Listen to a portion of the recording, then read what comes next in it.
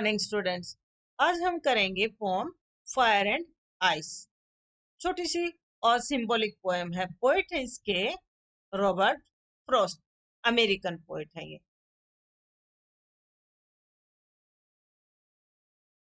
पहले हम इंट्रोडक्शन देखते हैं पोएम का कि इस पोम में पोएट आखिर कहना क्या चाहते हैं।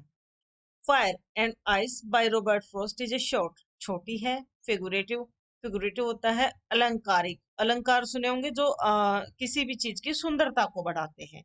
एंड सिंबॉलिक, सिंबॉलिक का मतलब होता है प्रतीकात्मक, यानी कि किसी चीज का जो प्रतीक होते हैं, जैसे चांद जो है सुंदरता का प्रतीक है, ऐसे सिंबॉलिक पोएम है। दैट कंपेयर्स, जो तुलना करता, कंपेयर्स का मतलब तुलना करना, द साइंटिफिक अजम्पशंस, जो वैज्ञानिक विचारधाराएं हैं, वैज्ञानिक बातें हैं, उनका ऑफिस टाइम, उनके समय की, यानी कि पोएट के समय की जो साइंटिफिक अजम्पशंस है, यानी कि जो साइंटिस्ट उस टाइम कहते थे उन विचारों को, एंड हिज ओन इमेजिनेशंस, और पोएट के जो खुद के विचार हैं किस बारे में, कि ये जो पृथ्वी है उसका विनाश कैसे होगा। इन दोनों के विचारों में, यानी कि साइंटिफिक अजम्पशंस कि साइंस क्या कहती है पृथ्वी का एंड कैसे होगा, एंड हिज ओन इमेजिनेशंस, और पोएट के जो खुद के विचार हैं कि ये पृथ्वी जो है कैसे नष्ट हो जाएगी, इनको इस पोएम में पोएट जो है आपस में देखते हैं, इन दोनों को भी किसके द्वारा पृथ्वी का विनाश होगा। The poet talks about the discourse going on what which of the two things, कि भाई पोएट किसके बारे में बात करते हैं, इस बातचीत के ऊपर बात कर रहे हैं कि भाई जो दो चीजें हैं, कौन सी दो चीजें, फायर एंड आइस, ये दो चीजें हैं।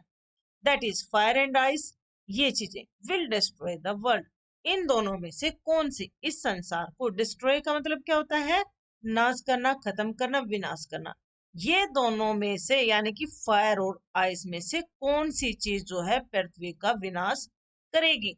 अब इस पोएम, ये जो फायर है वो आग नहीं है, आग के लिए नहीं हो, जो अभी मैंने बताया था ये पोएम क्या है, सिंबॉलिक पोएम है। तो किसके सिंबल्स है, फायर है डिजायर का। ये एक नंबर का क्वेश्चन जरूर आता है कि फायर किसको रिप्रेजेंट करता है, और आइस क्या है, आइस है हेट का। घृणा, हेट का मतलब एक दूसरे से जो हम नफरत करते हैं, घृणा करते हैं। डिजायर का मतलब हमारी जो लालसा होती है, इच्छाएं होती हैं, हम जो हद से ज्यादा जो है पाने की चाहत रखते हैं। और सुना होगा जो ज्यादा की ख्वाहिश करता है, यानी कि जिसको सब कुछ चाहिए, जिसको ज्यादा हाई लगी होती है, उसका विनाश जल्दी होता है, वो अच्छी बात नहीं होती। तो पॉइंट यही कहना चाहते हैं, जो डिजायर्स हैं, मतलब हद से ज्यादा चीजों के बारे में सोचना कि भाई मेरे पास ये कार हो या बड़ी से बड़ी कार हो, और उसके लिए ये ना देखे कि भाई हमारे बजट में है या नहीं है। और नफरत, बिना बात के एक दूसरे से नफरत करना, ये जो दोनों चीजें हैं, ये इस संसार के अंत का कारण बनेगी। पोइट इस पोएम में यही कहना चाहते हैं।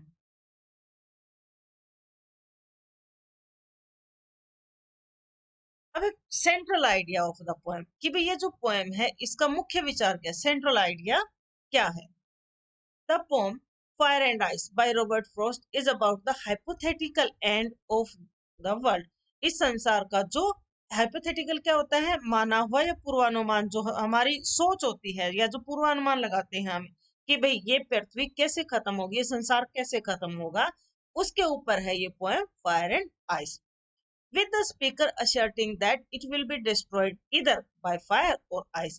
और इसमें स्पीकर, स्पीकर कौन हो गया, poet.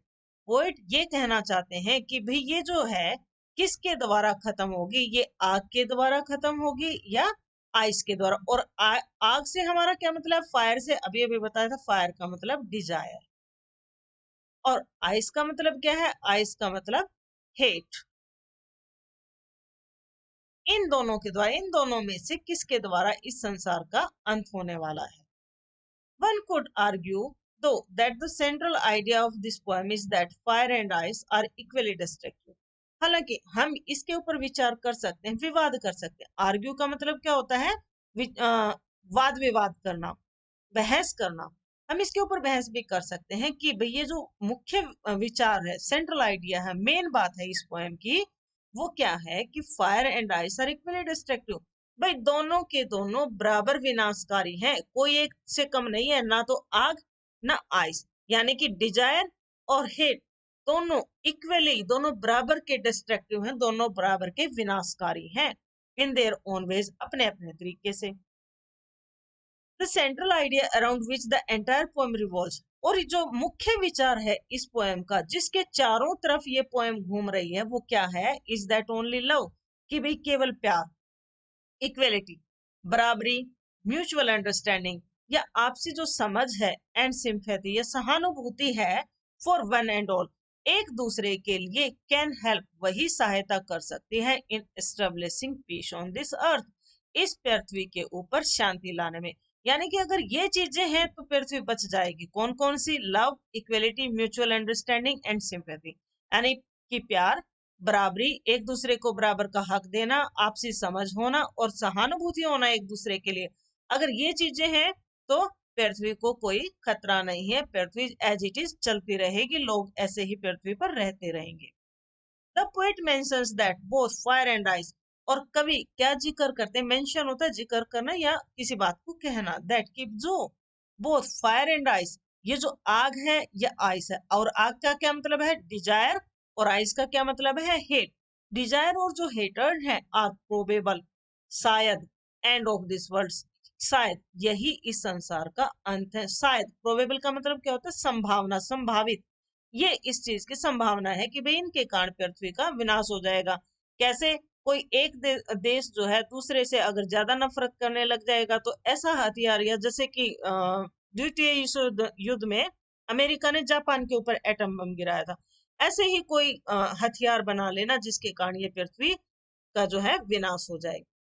while he talks about how fire represents desire, और जब ये बात करते हैं कि भाई ये फायर जो है कैसे डिजायर को रिप्रेजेंट करता है, एंड कैन देयरफॉर, और इसी प्रकार be a cause of the end of the world, और ये एक कारण हो सकता है, कोज का मतलब कारण, इस संसार के अंत का।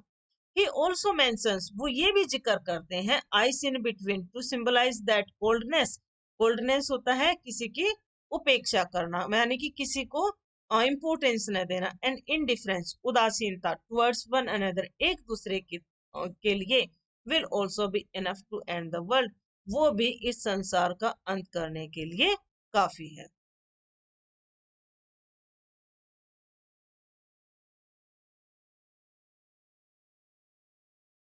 हम पोएम स्टार्ट करते हैं। फर्स्ट पैराग्राफ है पोएम का। Some say the world will end in fire, some say in ice, from what I have tasted of desire I hold with those who favour fire. कवि कहते हैं सम से, यानी कि कुछ पीपल कहते हैं, कुछ लोग कहते हैं, world will end in fire, कि ये जो संसार है वो किससे खत्म हो जाएगा? आग से। और आग का हमारा क्या मतलब है? डिजायर, यानी कि इच्छाओं से। लोगों की इच्छाएं जब हद से ज्यादा बढ़ जाएंगी तो ये संसार खत्म हो जाएगा।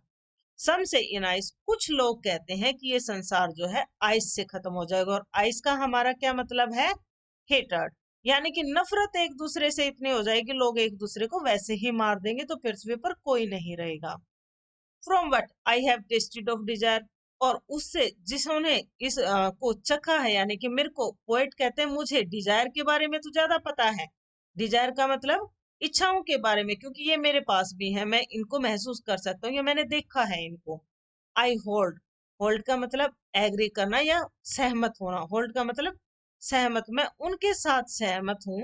विद दोज का मतलब उन लोगों के साथ सहमत हूँ, हु फेवर फायर, और जो आग का पक्ष लेते हैं। फेवर का मतलब जो आग के बारे में बात करते हैं, आग कहते हैं कि भाई आग के कारण ये संसार जो है खत्म हो जाएगा, तो कवि कहते हैं मैं उनके साइड हूँ, यानी कि कवि के अकॉर्डिंग इस संसार का अंत किसके द्वारा होगा? फायर के द्वारा, यानी कि डिजायर जब ज्यादा हो जाएंगी तो ये जो है पृथ्वी का अंत कर देंगी, अंत नजदीक आएगा।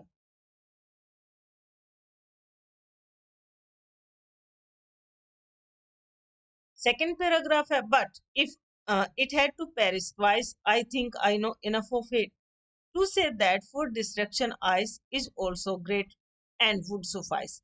कवि कहते हैं कि अगर इस पृथ्वी को दो बार खत्म होना, but if it had to perish, perish का मतलब खत्म हो जाना, ट्वाइस, ट्वाइस का मतलब दो बार, पेरिस का मतलब अंत, अगर इसका अंत दो बार होना, इसे दो बार खत्म होना है, आई थिंक, कवि कहते हैं मुझे लगता है, आई नो इनफ ऑफ इट, कि उसके लिए हेट ही बहुत ज्यादा है, मतलब हेट काफी है, आग की जरूरत ही नहीं है, हेट के कारण भी ये खत्म हो जाएगी। To say that for destruction ice, क्योंकि ये कहना कि डिस्ट्रक्शन क्या होता है, विनाश। भाई बर्फ जो है इतनी विनाशकारी है, इज ऑल्सो ग्रेट, वो भी बहुत है, मतलब विनाश करने के लिए आइस भी बहुत ज्यादा है। एंड वुड सफाइस, और ये काफी होगी, यानी कि अकेली आग आइस का भी जिक्र करें तो अकेली आइस भी इस संसार को खत्म करने के लिए काफी है। सफाइस का मतलब काफी, ट्वाइस, दो बार। अब अगर इस पैराग्राफ के हम राइम स्कीम देखते हैं, जो कि काफी इंपॉर्टेंट होती है, 1 मार्क्स का क्वेश्चन आ जाता है कि इसकी राइम स्कीम क्या है, वो हम देखते हैं। राइम स्कीम ये हम कैसे देखते हैं, लास्ट वाला वर्ड देख लेते हैं हम, जैसे ये है ट्वाइस, हेट, आइस, ग्रेट। अब देखो ट्वाइस की साउंड आ रही है, साउंड देखते हैं लास्ट वाले वर्ड की, तो ये इसकी, इस लाइन की और इस लाइन की, हेट, ग्रेट, सुफाइस। तो राइम स्कीम हम कैसे निकालते हैं, इस साउंड को हम क्या कह देंगे, ए। नेक्स्ट साउंड अलग होगी, हेट, इसको हम क्या कहेंगे, बी। नेक्स्ट लाइन की साउंड क्या है, आइस, आइस और ट्वाइस एक जैसे साउंड है तो हम इसे क्या कहेंगे, ए। और नेक्स्ट लाइन की साउंड क्या है, ग्रेट, ग्रेट जो है और हेट एक जैसे हैं तो इसको हम क्या कहेंगे, बी। और सुफाइस, ए। यानी कि इस स्टेंजा की अगर इस पैराग्राफ की राइम स्कीम पूछी जाए तो क्या हो जाएगी, ए बी, ए बी, ए। ये इसकी राइम स्कीम है, ये इंपॉर्टेंट होती है।